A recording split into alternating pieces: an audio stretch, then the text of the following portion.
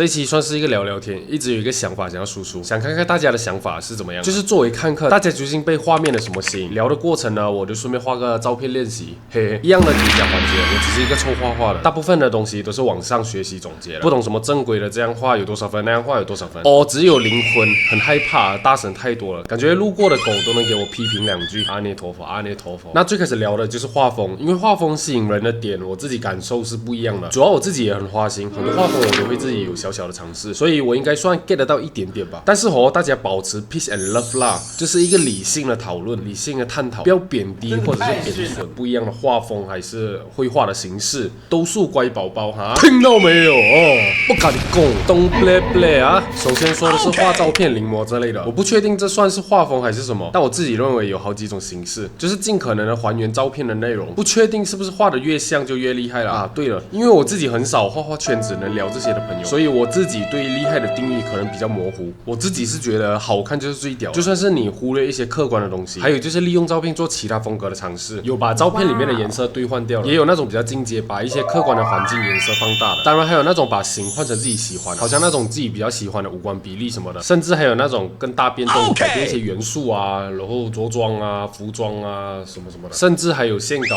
速寫的那種形式。因為我自己也很愛畫這種類型的練習，但是我很好奇從看客的角度，是否是我畫的越像就代表越厲害，也比較吸引人，還是照片本身就好看？哭到啊，我们只是在討論把你手上的武器放下，因為這個東西很客觀的嘛，畫師肯定也是挑好看的照片畫，但是那些有目的性的練習不算啦，那種場景啊、材質練習什麼的，但是一些畫照片的風格會做很多主觀處理，這種我就覺得比較有融入了畫師的想法和技術什麼的。但如果是真的畫的像，然後畫面基本沒什麼變動，可能只是稍微塗抹一下邊緣，五官畫得更逼絕地，那這個時候觀眾看的這幅畫覺得很wow，是因為這個照片很wow，還是因為這幅畫很wow，還是畫的像很wow？那再來看看畫師的角度，畫師一般會想要畫的像，還是會想要通過這幅畫得到什麼進步、快感還是成就感？我很 real talk 的啊，我一般是覺得好看的照片是攝影師和模特的功勞，他們已經讓現有的畫面很 wow 了，而我只需要畫的像就可以變得跟照片一樣 wow。但是你本來就在用一張很 wow 的照片作為臨摹或者說畫照片，那你基本功還行的話，畫出來的東西不是屎，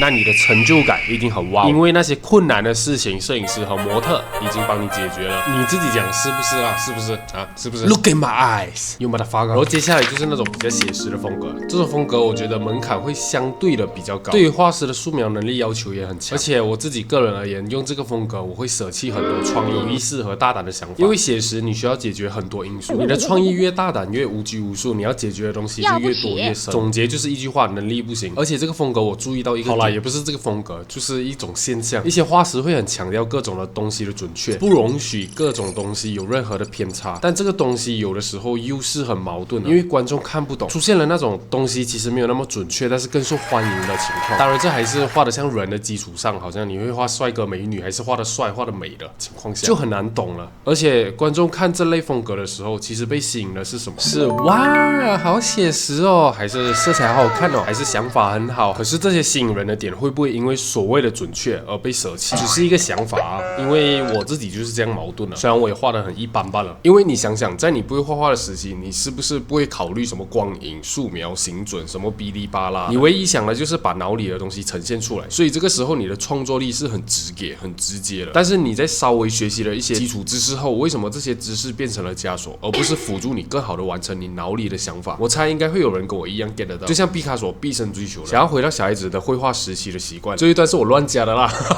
然後再來說說 AKA 偽厚塗、半厚塗、2.5D 的畫風。這類畫風我覺得是能讓畫師又展現一些寫實，又能更好的完成自己天馬行空的想法的。而且感覺對於看客們欣賞門檻不會到那麼高，不會有什麼各種漫反射，什麼材質一定要到怎麼樣的精確度之類的，也能更輕鬆的傳達給看客們自己想說的故事。而且我感覺這類風格的玩家好像這種現象會比較少，就是這裡不對，你要這樣畫那樣畫，要加這個加那個的現象比較多，是 love and peace 鼓勵式的。因為如果你要這樣那樣，你自己去新建一個畫布啦 ，bro， 自己畫 OK 嗎 ？bitch，別人沒有問你就 damn。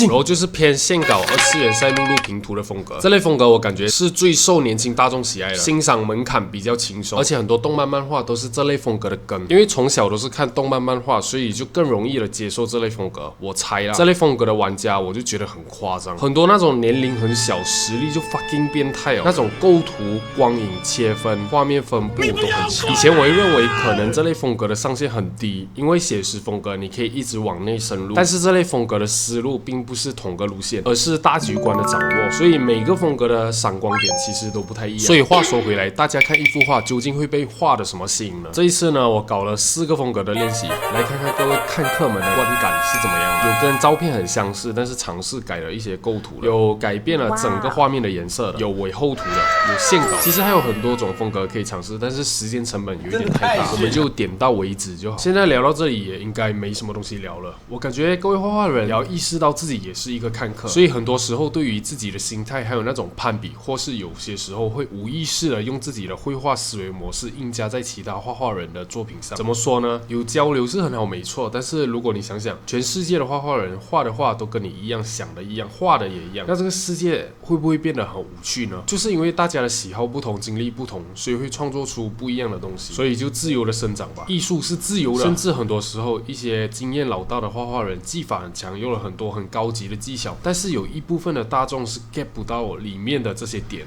因為他們只是看客，也不是特別為了看懂一幅畫去學習畫畫的，所以也沒有理由要求看客一定能看懂你。至於看客們的審美，這就是環境影響了。就到這裡吧，聊了那麼多亂七八糟，大家如果有不錯的題材可以留言說說看，我看能不能搞，就這樣吧，希望能幫你們。Peace。